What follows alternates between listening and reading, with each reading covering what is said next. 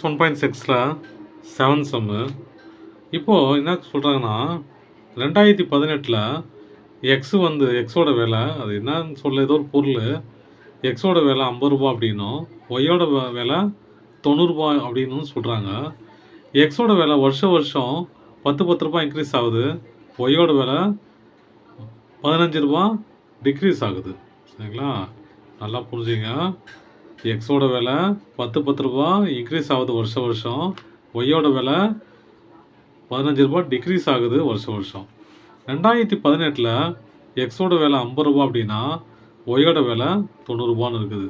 அப்போது 2019 என்னவா இருக்கும்? இது 2018 50 அப்படின்னா ஒரு வருஷத்துக்கு 10 ரூபா ஏறுது இல்லையா, 10 ரூபா.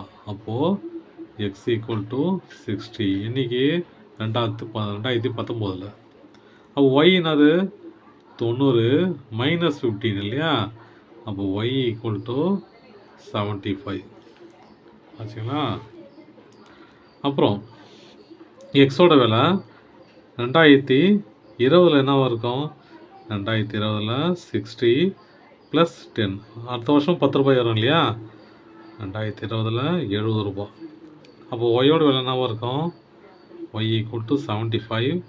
இது 15 ரூபா குறையுது இல்லையா, குறைஞ்சிச்சு அப்படின்னா ஒய் ஈக்குவல் டு 60.